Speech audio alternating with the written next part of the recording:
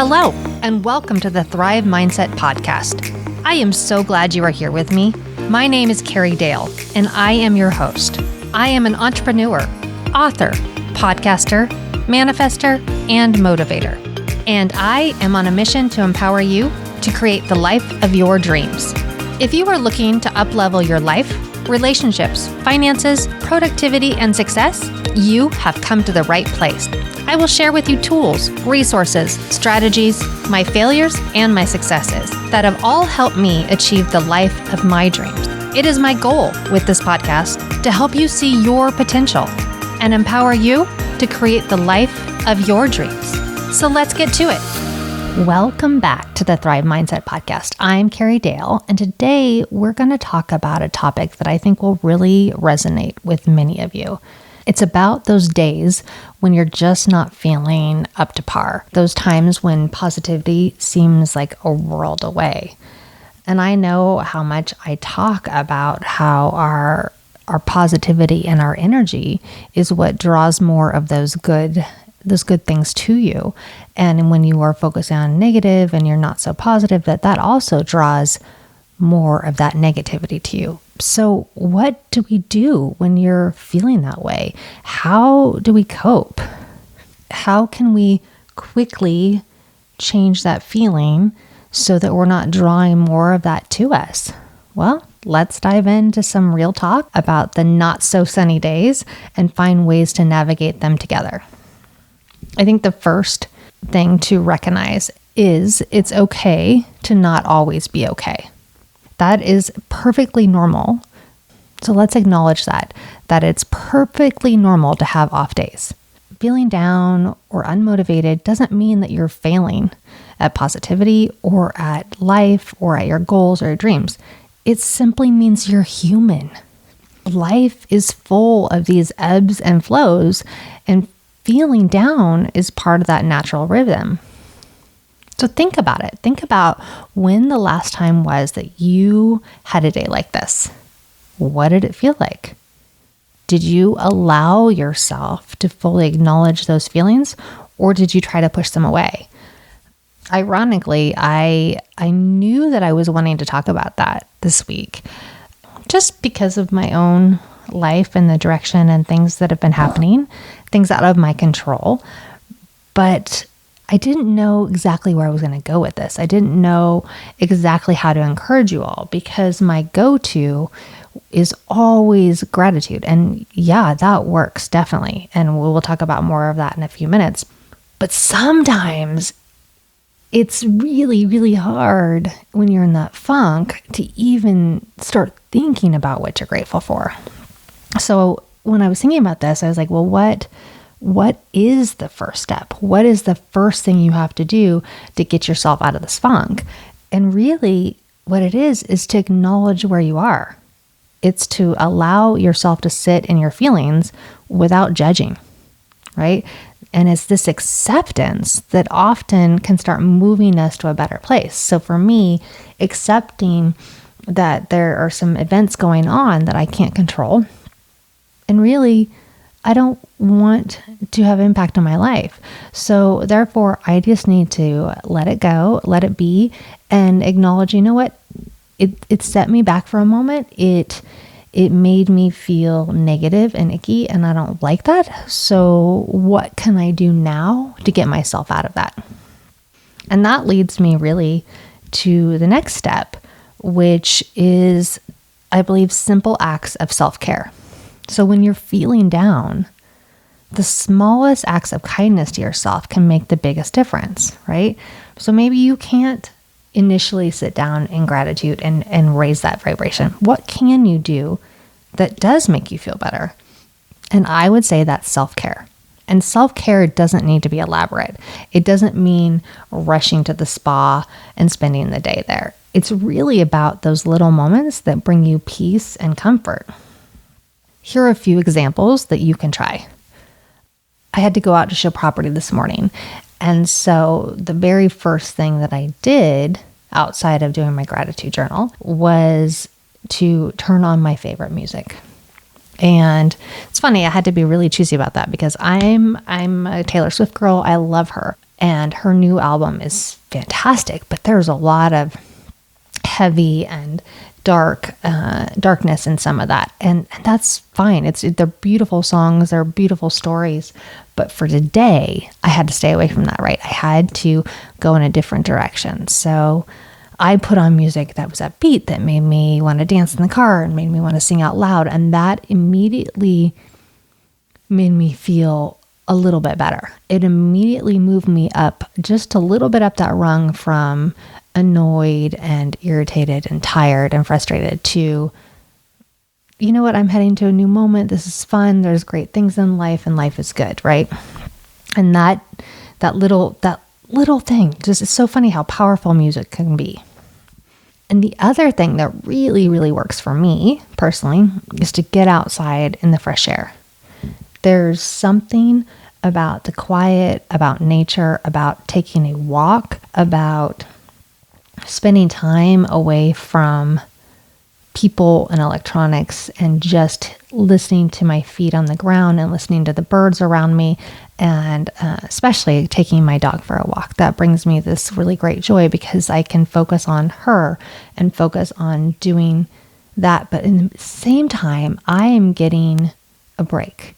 I am getting a moment away from all the things that maybe are not so great, and I'm able to start seeing the beauty, the beauty in our town, the beauty in my dog, the beauty in the spaces around, and it just kind of elevates me and it brings me to a better place and brings me some peace and some comfort.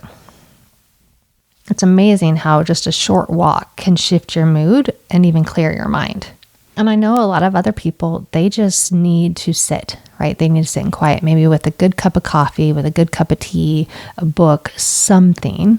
But for others, that is where they find some peace and some calm and some joy. If you can identify those simple acts of self-care, then you can use that to help yourself get out of that funk, to help yourself just move up a little bit more towards that positivity.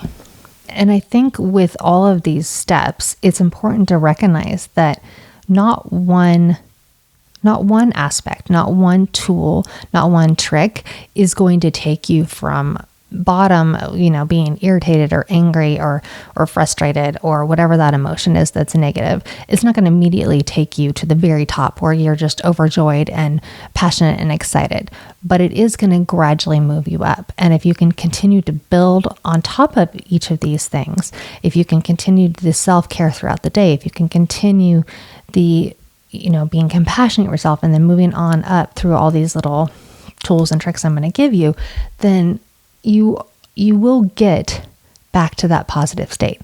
It just is going to take maybe more than in 5 minutes. It maybe is going to take, the whole day. It is maybe going to take a couple of days, but allow that. Give yourself the grace, understand it's going to be okay, and keep working towards that positive feeling so that you can draw more of that to you and less of the negative to you. It will work. Trust it. And give yourself the grace to know that each little step is a good step and you're moving in the right direction, because that's all that matters. Because if you can focus on that rather than the ick, it's going to get better much quicker. All right. The third thing that I would suggest that you do when you're in a funk is reach out for connection. Isolation can seriously amplify the negative feelings, but connection often has the opposite effect. It allows you to share where you're at with somebody else, hear their feedback, and also let them uplift you, because that's what we do as friends, right? Our friendships have lots of ups and downs, and we support each other in friendships through all of that. And I can tell you that this last year, some of my girlfriends have gone through some of their hardest things ever. And I've been there for them. And the reverse, when I'm having a day, when I'm having a moment, you know what? They're there for me. They're there to pick me up. They're there to listen to me. They're there to go for a walk with me. They're there to give me their perspective and go, hey, Carrie, this isn't so bad, or this is actually, this is happening. And maybe did you see that? Or did you think about it this in a different way? And it's funny because I was thinking about that today with myself. And I was thinking as one of my girlfriends was texting me about something that frustrated her. And I immediately went to my normal response, my normal positivity, my normal, well, just look at it this way. And I thought, God, it's funny how I can so quickly and so easily do that for everyone else. And I'm usually pretty darn good about it for myself. But when there's moments like today or moments of those negativity that I need somebody else to do that for me. So reach out to those connections. Really see the importance in maintaining that, right? And maintaining those social connections, because even if it's just a text or a phone call to a friend or family member, sometimes just hearing that other person's voice can be so comforting and can really just bring you up to another level. So I encourage you to know who those go-to people are for you that you can reach out when you're feeling low. It's really like having a safety net for your emotional well-being. It is something that we all need, and I can't emphasize enough how important it is to not isolate yourself. Isolation is only going to make things worse. Next, I would like to encourage you to work on managing your stress and reducing those triggers. So, what do I mean by managing your stress? Well, it's really important and crucial on tough days that you are identifying what is exasperating your low moods and recognizing what things you could possibly remove from your day in order to keep your stress down, in order to keep those cortisol levels level and not going up and down, and in order to just manage your day better. So let's walk through some stress management techniques. First and foremost, I always go to deep breathing. Years ago, one of my girlfriends had told me this lovely little trick that she had, and that was every time she started to feel stress or anxiety or frustration or anger or whatever negative emotion she was feeling, she would literally stop and take 3 very long, very intentional, long inhales and exhales before she moved on, or before she said what she wanted to say, or before she did whatever she wanted to do. And I have done that time and time again. And it's fascinating how your body relaxes when you do that, how your body lets go of some of that tension and some of that stress in just doing those deep breaths. So I encourage you to do that as well.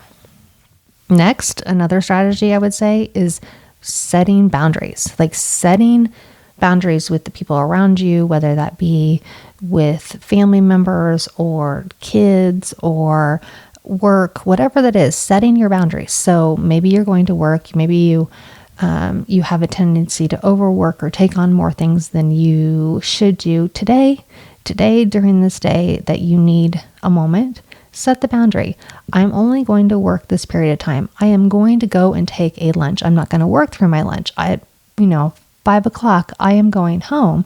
And when I go home, I'm going to go for a walk because that's what I need. And just set those boundaries in place so that you can manage the stress, so that you can take care of yourself. And lastly, I would just say in the same thread of setting boundaries, prioritize your tasks. Prioritize what you actually have to do today versus what you want to do or what you like to do in addition. So, in my priority planner, we talk about the things you have to do versus the things that you have extra time for. So really make a specific list today of the things that are important, that need to get done, and that you need to handle in order for this day to go well, and forget about the rest. Forget about it. The rest will wait for another day. Just handle the things that are critical. Remember, it's okay to say no or to put off less critical tasks when you're not at your best. All right, we're gonna touch on gratitude. You know how I feel that, and gratitude is honestly a huge tool. But I will say, if you try to start your day that way, in a day that when you're in the funk and it's just not flowing, don't fight it even more because that makes it worse. Instead, step back and start where we started with recognizing and acknowledging, and move forward and start taking the little things until you can get to that point during your day where you can pick that gratitude journal back up and use it to change how you are viewing your world and your darkest of days. And while I really, really believe that writing 10 things every day is amazing and it gets you to your dreams and goals way faster than just a couple, when you are in a space like this, then do your very best to think of just 3 things that you're grateful for right now. It could be as simple as the cup of coffee that you had this morning, or the clothes that you're wearing, or your dog laying on your feet. Find something, because there is something. Just look around the room. There's always something to be grateful for. But just start with 3. Start with 3. Mine right now are that I am grateful for the ability to connect with you. I am grateful for my health. And I'm really, really grateful for the cup of coffee that my husband had preset for me that I came down to this morning. That made me smile. So what about you? What are you grateful for right now? What are the small things that you can feel positive about and that you can raise that vibration just a little bit? And if you're not already using a gratitude journal, I can't encourage you enough to start writing it down. Write down what you're thankful for each and every day, because that habit will really transform the way you see positives. And even when you have a day full of challenges, it really does have an amazing impact on you. And if you can get over that just initial hump of getting over that funk, and you can continue to turn to gratitude after that initial funk has dissipated some, your life will change. Your dreams are going to come true. Your goals are going to move towards you, and you are going to draw more and more and more of that good to you. You just have to get yourself out of the funk. All right, that's it for today, guys. Remember that we all have days where we're not feeling 100%, and that is totally okay. What matters is how you care for yourself during these times. So thank you for joining me today. I hope that you are finding strength and positivity in the days ahead, and I hope that I've helped you in some way.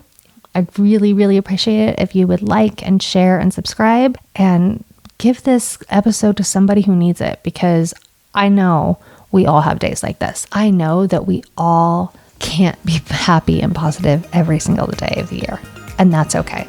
So let's just figure out how to make it better for ourselves, and how to quickly make that change, how to quickly elevate our attitude and elevate our positivity so we can draw more and more of that positive to us.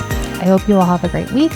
And until next time, remember that I believe in you and you can manifest the life of your dreams.